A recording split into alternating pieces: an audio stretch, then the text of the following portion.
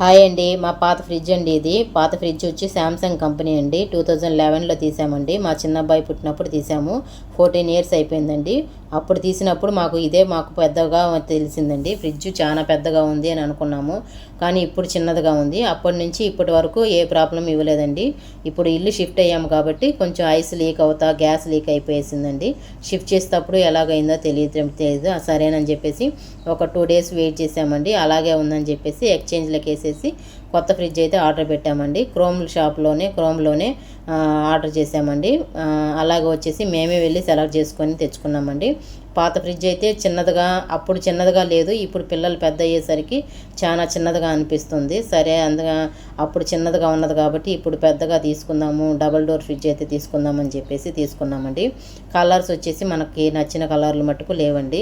Hire company అయితే తీసాము double door fridge. కానీ కలర్ మట్టుకు గ్రే కలరే వచ్చిందండి. నాకైతే గ్రీన్ అంటున్నా, నేవీ బ్లూ, అలాగే రెడ్, మెరూన్ ఇలాంటి కలర్లు అయితే చాలా ఇష్టం అండి. కానీ మనకు అనుకున్న కలర్లు దొరకవండి.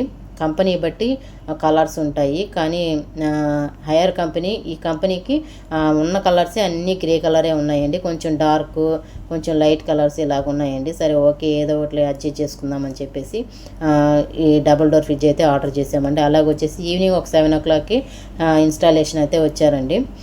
వచ్చేసి మాకు అంతా ఎక్స్ప్లెయిన్ చేసి చెప్పారండి.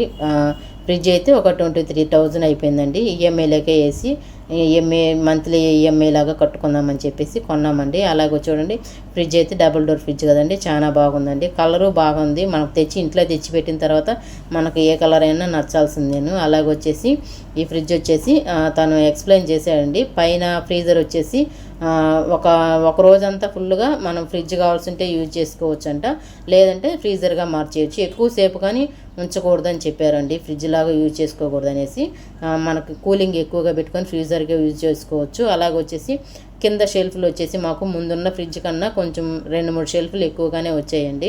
అన్ని కాయగూరలు పెట్టడానికి, అన్ని పిండి పెడతాం కదండి, దోశ పిండి. అలాగా మన కూలింగ్ వచ్చేసి 4లో 5లో అలా 6లో అలా పెట్టుకునేసి మనకు నచ్చినట్టుగా పెట్టి చేసుకోవచ్చు. ముందున్న ఫ్రిడ్జ్ కన్నా ఇప్పుడు 2-3 షెల్ఫ్లు ఎక్కువగా ఉన్నాయండి. పర్వాలేదు, బాగుంది ఫ్రిడ్జ్ అయితే. నాకు బాగా నచ్చిందండి. ఓకే ఫ్రెండ్స్, వీడియో కానీ నచ్చిందంటే ఒక లైక్ ఇచ్చుకోండి. Okay friends, bye.